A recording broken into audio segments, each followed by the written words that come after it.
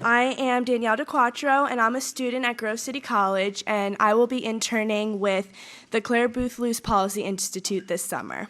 Today, I'm proud to introduce our next speaker, Ying Ma. Ying Ma is the Deputy Policy Director and former Deputy Communications Director for Ben Carson for President 2016 campaign. Ms. Ma legally immigrated to the United States from communist China at age 10. She's the author of Chinese Girl in the Ghetto, a memoir about getting to know freedom from post-Mao China to inner city Oakland, California. Previously, Ms. Ma served as a visiting fellow at the Hoover Institute of War, Revolution and Peace at Stanford University, a premier conservative think tank. Practiced law at Simpson Thacher and Bartlett LLP, a leading global law firm headquartered in New York.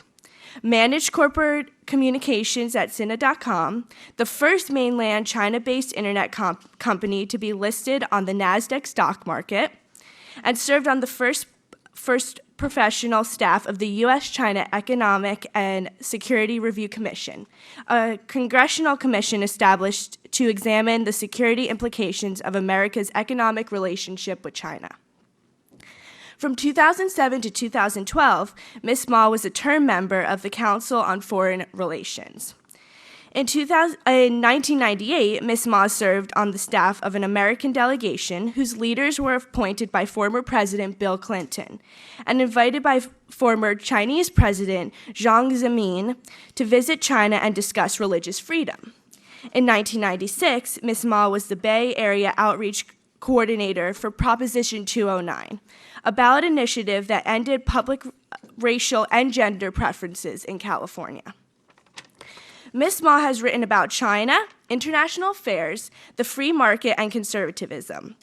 Her articles have been published by the Wall Street Journal Asia, the International Herald Tribune, the Los Angeles Times, the Weekly Standard, FoxNews.com, Forbes.com, and other publications. She has also served as a columnist for the Wall Street Journal's China Real-Time website. She has appeared on a number of outlets including Fox News Channel, CNN, MSNBC, C-SPAN, and more. Ms. Ma received a BA in government, magna cum laude from Cornell University, and a GD from Stanford Law School. In college, she served as president of the Cornell Review, a bi-weekly conservative newspaper. In law school, she was president of the Stanford chapter of the Federalist Society for Law and Public Policy Studies, an organization dedicated to conservative and libertarian legal principles. So without further ado, Ms. Ma.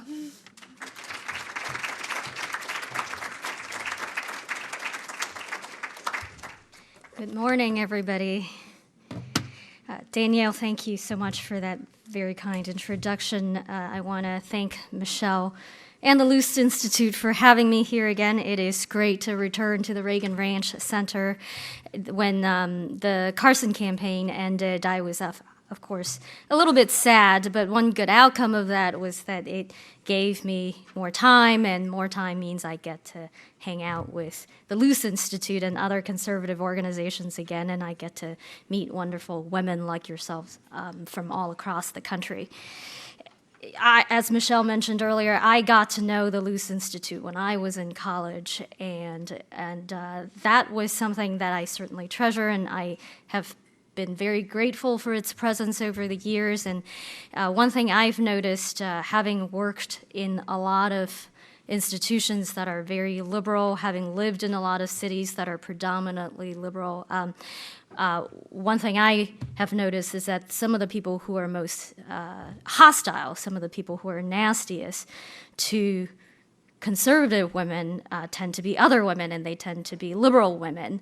And so I really wish that when I was younger, when I was whether in college or just coming out of college, that I could have met folks like you guys. This is a wonderful community, and I'm so proud of all the smart and confident and wonderful women here in the audience, and so it's great to be back. Just recently, a couple of weekends ago, I was on MSNBC, and they asked me a question, and they asked me about some very hot topic in the news, and the anchor said, well, what do you think about that as a Republican woman? And my answer to her was that, well, I don't buy the premise of your question, just because the left feels that somebody ought to have a certain view because they are of a certain race, a certain gender, a certain sexual orientation, a certain ethnicity. I don't buy that. That's a view that conservatism does not buy, and that we don't believe that somehow ethnicity is your destiny, gender somehow is your destiny, or race is your destiny. And I think over the years, the Clare Boothe Luce Policy Institute plus other conservative organizations have done a great deal to help young women and to help young people explore what exactly does it mean to be a conservative, what exactly does it really mean to be a conservative woman. There are all kinds of disagreements out there, even amongst conservative women. We have some disagreements, but it's great to have those discussions and to have a support network where you can go to, where you can discuss not only policy ideas but your values. So Michelle asked me to talk a little bit about my book today. The book is called Chinese Girl in the Ghetto, and it is about my family's journey from communist China to inner city Oakland, California. And before I start talking about the book, I suppose I should go back to my days in college. I went to Cornell University, and when I first showed up, I really wasn't quite sure what I was. I wasn't a Republican. I don't come from a Republican family. I wasn't sure that I was conservative, but one thing that was clear to me was that I was not particularly interested in the kind of ideology that the left wanted to impose on me, so this idea of identity politics, the political correctness. And over the years, as I think back on it, and I think one of the reasons why I became a conservative on campus very quickly was that my story was one that the left never thought and still does not think is possible or should be possible. My own personal story is one that contradicts many of the teachings of the left. And it took many years for me to tell this story because I think for a very long time I thought it would be rather narcissistic to share it. But my story is one about hard work and personal responsibility and how to prevail over adversity and the importance of taking advantage of the abundant opportunities that this country offers. Now, my family showed up in inner city Oakland, California, and as I said earlier, we came from communist China. And a lot of people have asked me over the years, why did you guys choose to go to inner city Oakland, California? And for those of you who don't know about Oakland, it is one of the most dangerous cities in America, and I think it oftentimes ranks just right behind Detroit. Well, this is the reason why we showed up in Oakland. Was because of the equality that President Obama and others of his party love so much. When my family immigrated from China, China was a place of a lot of economic equality. We were equal in our poverty. We were equal in not having running hot water. We were equal in not having modern toilet facilities. We were equal in having no refrigerator, no TV, no washer, no dryer, and none of the other modern amenities that we take for granted here in the U.S. And we were all equal in our lack of access to opportunities. And because of that equality, my family was just eager to leave China, and they didn't care where in the U.S. They were going to go. They just wanted to go to the U.S. And so we came. What we did know very well was that in China, the state told us where to live, where to work, what to buy, and for how much, and we understood quite well that that was not going to be the case here in the United States. Back then, China was not the second largest economy in the world that it currently is. Back then, the per capita GDP of China was less than $200. Here in the United States, it was over $12,000. So if you compare 212,000, we decided that, I mean, not that we knew what the per capita GDP was at the time, but we were quite aware of the fact that America was a wealthier country and we wanted to live in a wealthier country. So when we showed up in Oakland, there were plenty of surprises. What we saw was the welfare state. Poverty was rampant, racism was rampant, urban decay was everywhere. And my family had limited financial resources, so we had to fight poverty the old-fashioned way. We worked.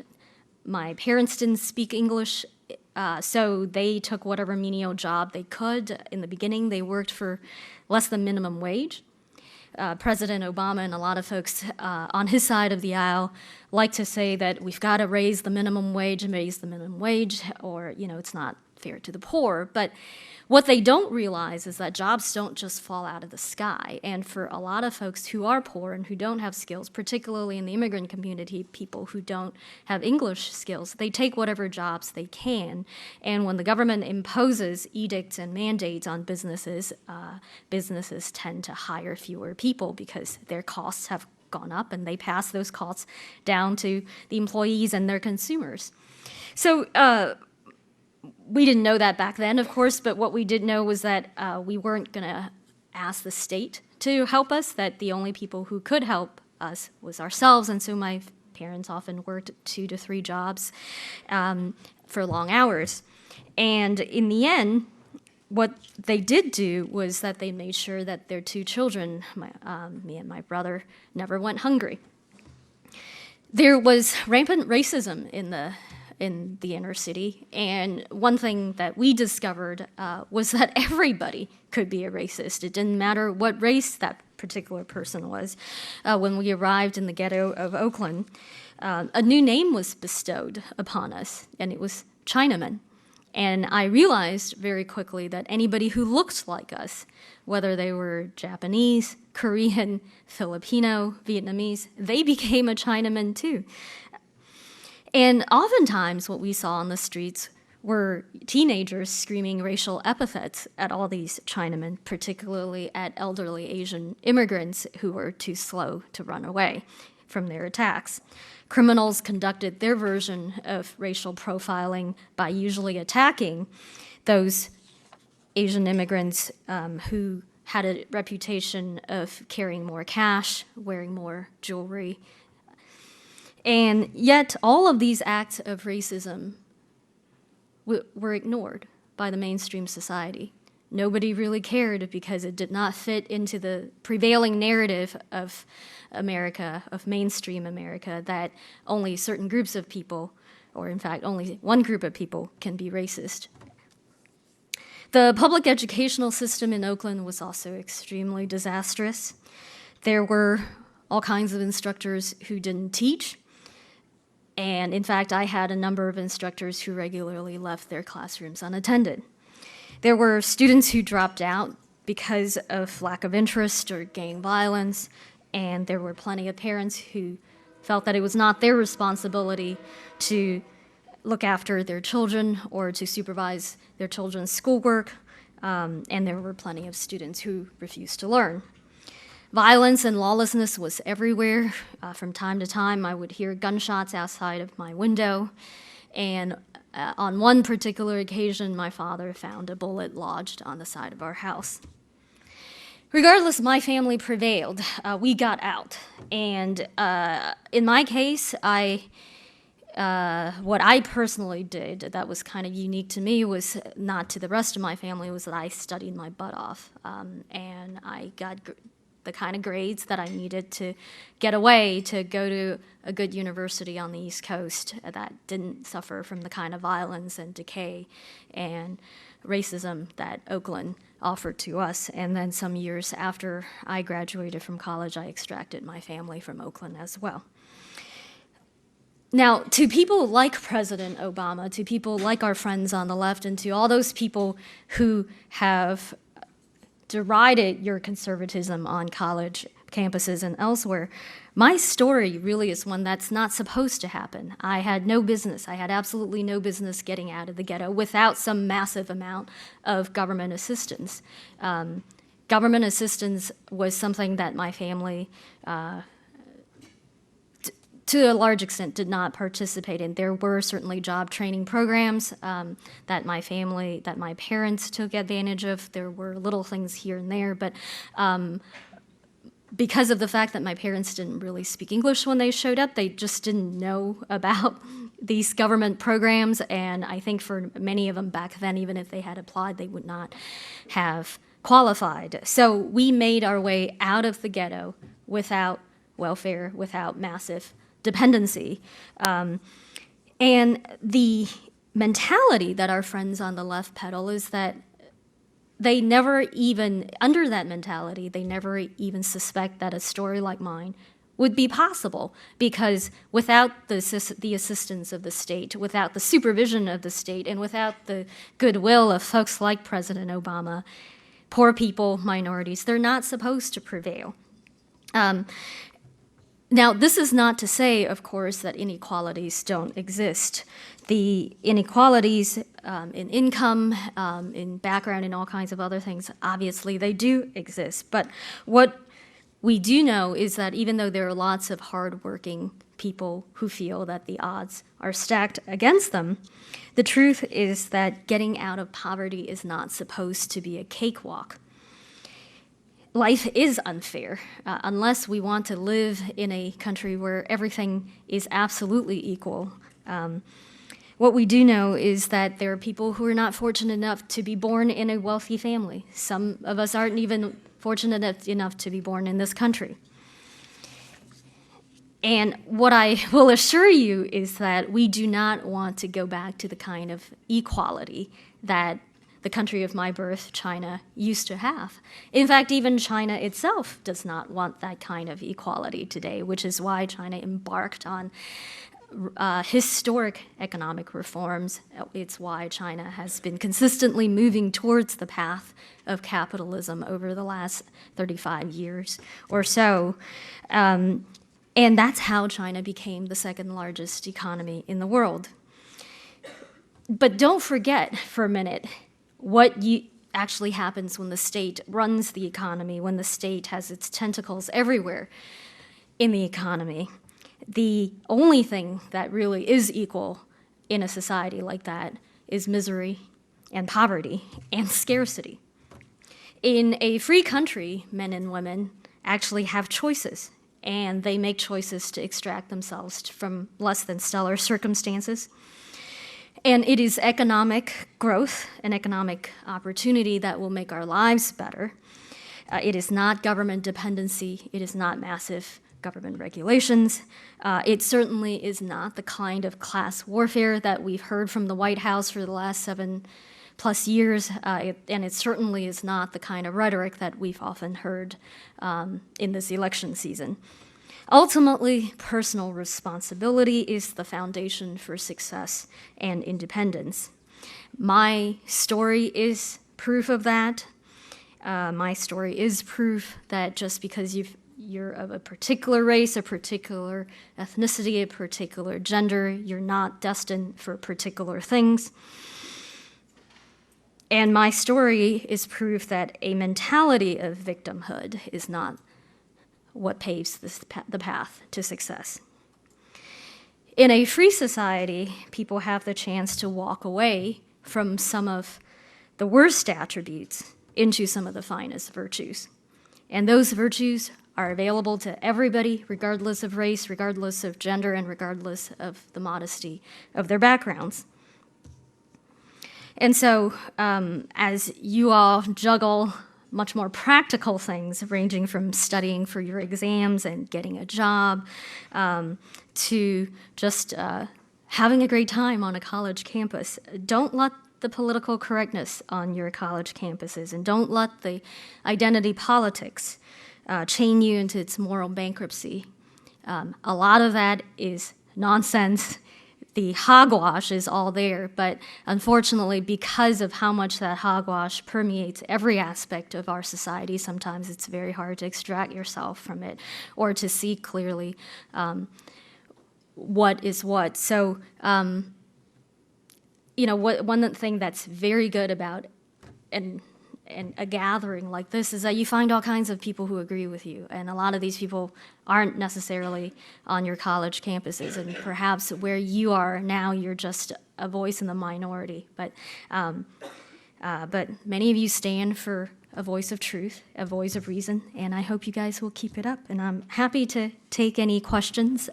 I will apologize in advance. I do need to leave for the airport right after I'm done with this talk, and so if I am unable to get to your questions, you guys are all welcome to contact me on my website.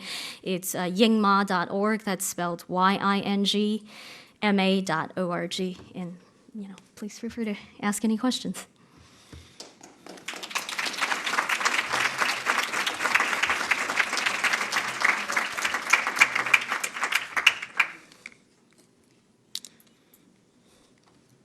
Yes. Could you elaborate, Mike, please?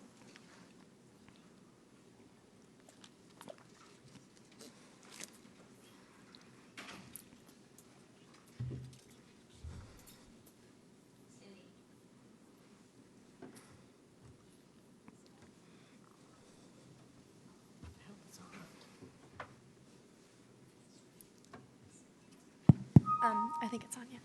Could you elaborate a little bit on what you mean by identity politics? Because I don't think I've ever heard that before, and I really liked the idea of it. But can you elaborate a little bit on that? Yes, absolutely. By that, I mean that your identity, and the kind of identities that the left cares about, right? I'm not referring to the fact that you're a great artist or that you're a great softball player. I'm not talking about those kinds of identities. I'm talking about the identities that the left cares about: your race, your gender, your ethnicity, your sexual orientation, those broad categories. And I spoke about this a little bit in my talk too, that those identities are supposed to determine how you see the world. If you're a woman, you're supposed to see the world via this lens of sexism and gender oppression. If you are a black person, you're supposed to see it through the lens of of racism. If you are a Hispanic person, you're supposed to automatically be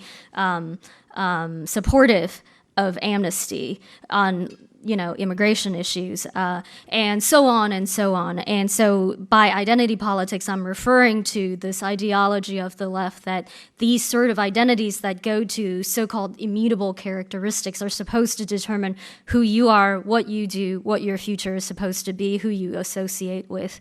And that's the kind of, ideas that I think we've been fighting against. And I think many of you, it sounds to me like, have been fighting against those ideas on your college campuses as well as elsewhere too. Yes, right here.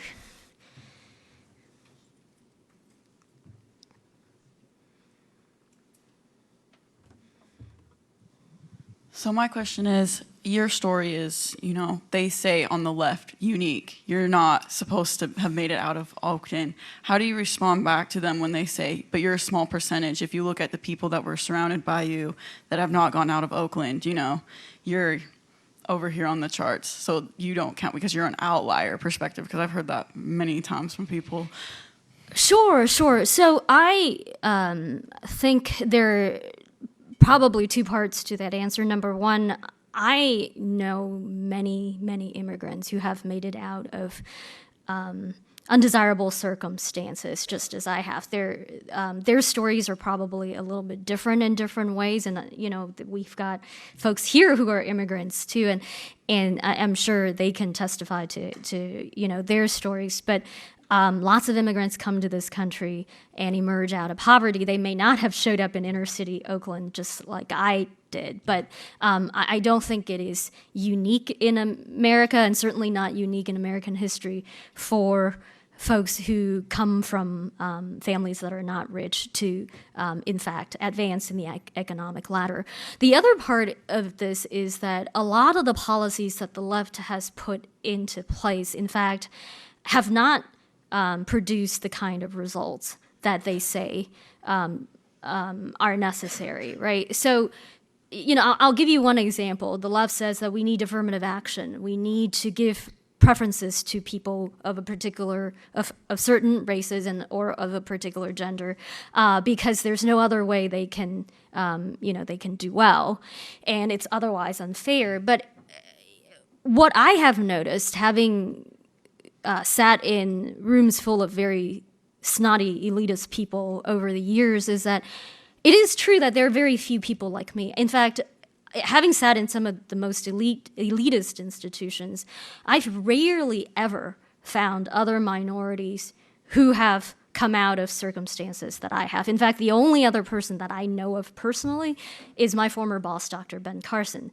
who emerged from the dilapidated streets of Detroit to become a world-renowned neurosurgeon. And I think one of the reasons is because these affirmative action programs don't really care about the people who are in the inner cities. A lot of times, the folks these policies benefit are the folks of a particular race or particular ethnicity that would make a lot of college administrators feel really good about themselves. But if these folks are the folks who come from middle or upper middle class families where the parents are doctors, lawyers, you kind of have to wonder, is it really fair to give preferences to children like that compared to perhaps a Hispanic kid whose parents are working 3 jobs, 4 jobs, and after the kid comes back from school, she's got to take care of her siblings, and so I'm not advocating necessarily for economic affirmative action, but what I'm saying is that a lot of these policies that folks on the left have put into place are not producing the results that they claim to, and and in fact they're perpetuating the cycles of dependency, perpetuating a lot of undesirable results. Yes, right there. The lady in that, or we can make our way back. What I seem to notice is kind of this perspective that people don't understand history. They don't understand the importance of freedom because they've never stepped outside of America. They can't appreciate it at face value. What do you suggest for young conservative women to help people realize that we have it really good here, and if we don't protect our freedoms, it's not going to continue on to the next generation, like Ronald Reagan said? What would you suggest for conservative women to kind of make people aware of what's going on outside of America and that we don't want to bring that here? Well, I think one of the best ways is to, in fact, I think you guys are such a great showcase of a promising future for America, right? And a lot of people talk about conservative women, and a lot of our friends on the left, and say that with a certain note of derision. And most of them have never really met conservative women. Most of them have never even really met a real conservative. In fact, a friend of a friend who lives in New York City just told me recently she has no friends. She doesn't know anybody on a friendly basis who's a Republican. And she bases her views on Republicans.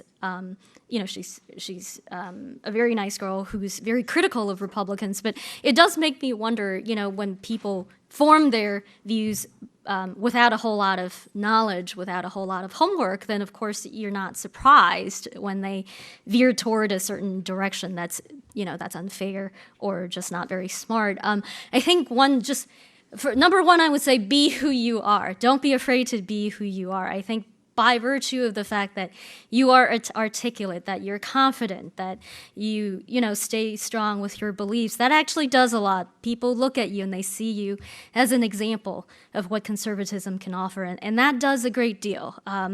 Be reasonable, make good arguments, familiarize yourself with conservative principles. Don't just believe everything that the Republican Party tells you, because a lot of times there are a lot of hacks in the Republican Party.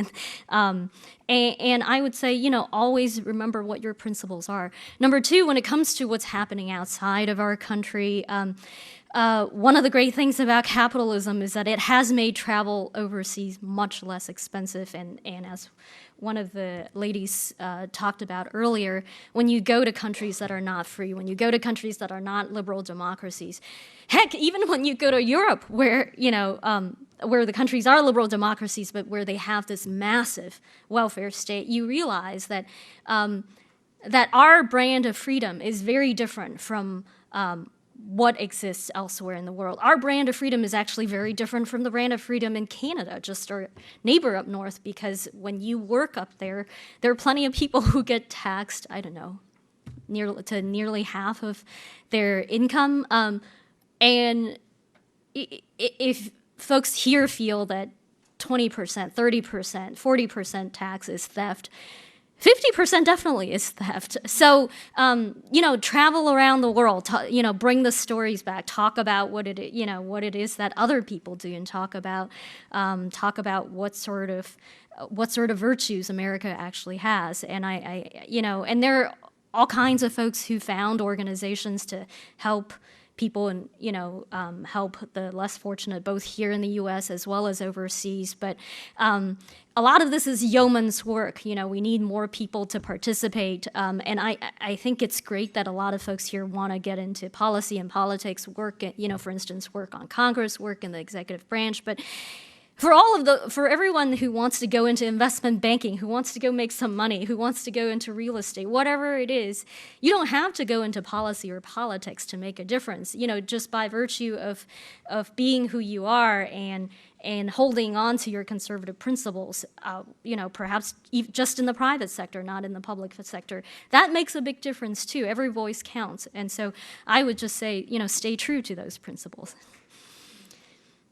Oh, yes. The lady. I just finished reading Howard French's book, China's Second Continent. Are you familiar with it? Yes. I've actually interviewed him on a radio show that I used to host. Oh, okay. Well, I would love to know your thoughts on the Chinese presence in parts of Africa and what that looks like in the foreign policy landscape.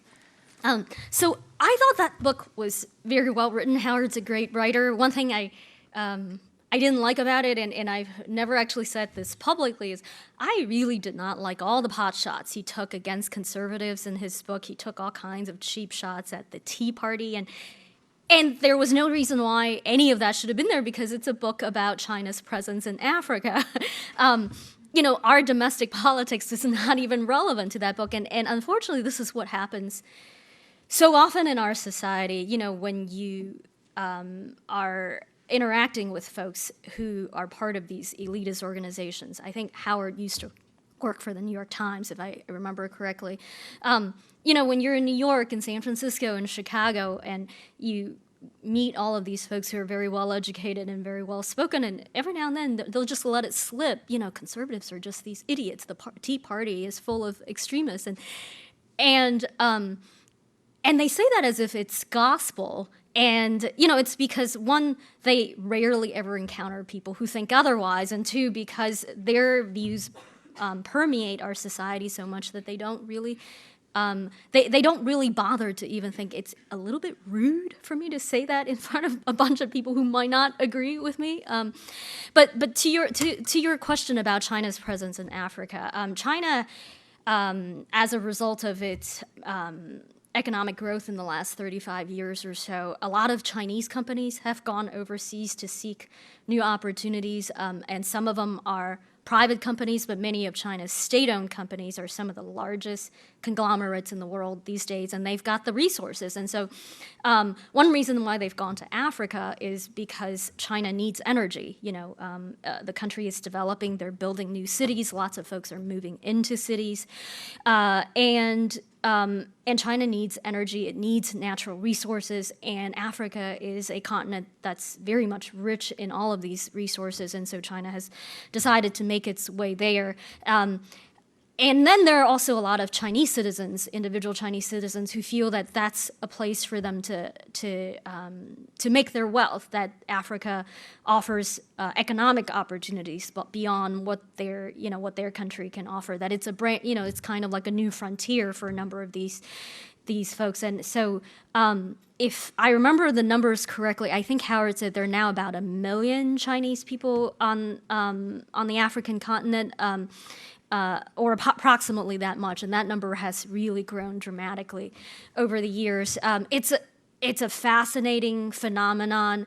I think that, when we see capital move across the globe, when we see labor move across the globe, it's fascinating simply because we see where the opportunities are. In China's case, it's even more fascinating because it's not driven purely by market forces. A lot of times it is driven by the edict of the state. And, it's a phenomenon that countries like the United States would just need to keep observing. And I think that because of the power, the economic leverage that a lot of these state-owned enterprises from China has to make deals with local governments in Africa that are corrupt, or to do a lot of other things that purely free market entities can't do. It's something that we have to watch. Right now, I don't share the concern of a lot of my friends on the right who think that this is some kind of a big national security crisis waiting to happen. I think that when capital moves, it's a good thing. When labor moves, it's a good thing. It's just that where our strategic interests are implicated, we do need to pay a lot more attention. So and we can talk for much longer about this phenomenon. But I think it was a good book. It was a fascinating book about Chinese folks who live in a communist country and who are seeking opportunities beyond what their country has to offer, and who have showed up in Africa with their own prejudices. Many of these folks are kind of racist against Africans, against Black people, but then they do realize that the African continent has a lot to offer to them that China may not have. And so it's a fascinating story. I think it's a good book. Yes. I'm from Wisconsin, so I paid a lot of attention to the primary the other week. And I heard a lot of, when Bernie Sanders won, a lot of people on the news saying, well, it doesn't really matter, it doesn't really count because Wisconsin is 90-some% white and Hillary Clinton has the minority vote and the Black vote. And I was just wondering what kind of advice you may have given Dr. Carson about kind of trying to get through to that community and open their mind to conservative ideas. So unfortunately, Dr. Carson's campaign was suspended before Wisconsin, so we did not actually make it there. And one of the things we were very proud of on the campaign was that we appealed to everybody, people of all races, people of all backgrounds, and Dr. Carson has a story that is very inspiring, and it is very much intimately intertwined with the progress that that African Americans have made in this country. But what has always inspired me about him was that he never played the race card. He does not see, he believes let me say this. Number one, he believes very strongly in helping African American young men, people who might be lost like he once was. And so he founded a nonprofit that helps, inner city children read all across the country. It's a fantastic organization. But, in terms of having a message for the entire country, and one reason why he appealed to so many people across the country was that his message was a universal one. He believed in hope. He believed in healing. He believed that our country was very much facing kind of a turning point. He was very concerned about the massive debt, now over 19 trillion national debt, and he was very concerned about leaving that debt to young people like you because he felt that was simply immoral. So his message, whether about lower taxes or stemming illegal immigration or doing more to care for our veterans, everywhere he went, his message was always a universal one, and he didn't believe he wanted votes from every sector, from women, from men, from blacks, from whites, from Latinos and Asians. But he was very, and I was very proud of the fact that he was always talking to everybody and not pandering to their worst fears and not pandering to their racial grievances. And because we all have our grievances, and I think what he wanted to do was to really have a positive message for everybody. Hillary and Bernie see things differently, so I wouldn't even know how to begin to offer them advice. Yes? Well, thank you so much for your sharing your story. It resonates so much with my story. My parents are immigrants from Mexico, so I really resonate with your story. So thank you for sharing that. And my question, I guess, is in the conservative movement, it's often seen that people who are minorities pull the race card and that that's a crutch that we rely on. I happen to be a very proud Mexican-American conservative. Like, I embrace both of those identities. And I was just wondering, how do we begin to change the language that we use with regards to minority conservatives and or maybe even just minority people in general? Like, what is your perspective on that? And I hope it doesn't come off as like a heated question. That's not my intent. I just mean to No, like, no, not kind at of all. what are your thoughts on that? Not at all. Thank you. So thank you so much for that question. So when I certainly I've wrestled with different aspects of that question myself. We all have our heritage, or there's absolutely nothing wrong with being proud of your culture, proud of your heritage, whether it's because your parents are descendants of Irish immigrants, or whether you come from a Mexican family, or in my case a Chinese family. I mean, I think in America, one great thing is you can choose. You can choose to embrace that, or you can choose not to. And I think one of the problems with our friends on the right is that they often fall into the same trap as our friends on the left, which is that they often talk using exactly the same language that the left has bequeathed to us. And so, the left says, and going back to identity politics, the left says because you're of this gender, of this ethnicity, or of this and that, you ought to see things differently, and you ought to see things differently from white men, and you ought to feel this way. And the Republican Party, just does not have enough racial or gender diversity. And then so the Republican Party goes, but look, we've got Condi Rice, and she's black and she's a woman, and look, we've got this other person. And then so we end up falling into this trap where we're playing catch up. We're sort of in this awful bidding war with the left. We've got all these tokens ourselves, and they're our tokens, and they're better than your tokens. And unfortunately, it's sometimes hard not to play that game because that is how our society has learned to talk. The rhetoric of the left has so infused our lingo that it is sometimes difficult for us to break out of it. It took me many years to break out of it myself. And there is there are sometimes what I would call the Republican or conservative brand of affirmative action, right? So we would say, look, we've got Marco Rubio, and he's a minority, and he's this Cuban guy, and he speaks Spanish, so there. And and every time I hear that, it's kind of funny because Marco, I don't agree with everything he says, but what he emphasizes all the time is, he's proud of being an American. I'm sure he's very proud of his Cuban roots. He obviously speaks Spanish fluently, so he's very in touch with, his parents' culture. And but I think as a whole, conservatives need to stop participating in the debate on the using the framework that the left has set for the debate. So view everybody as Americans, respect who they are. Respect matters a lot. Folks like me, I'm not going to expect people to know the kind of Chinese culture that I'm interested in. So for instance, I'm currently reading the Confucius Analects in Chinese.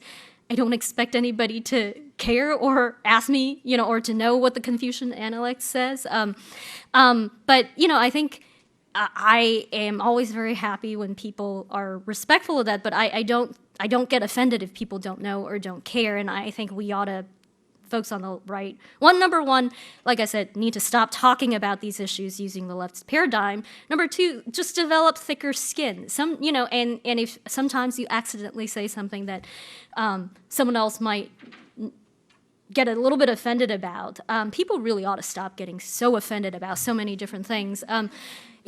a lot of times people are well-intentioned and they don't mean to offend, so just let it go. For, Republican minorities, stop saying, oh my God, they said this, and, and that just means that all these racists still exist in the GOP. Most of the time they're not racist, they're just, most of the time people are unintentional, they don't really know, and they don't mean to offend.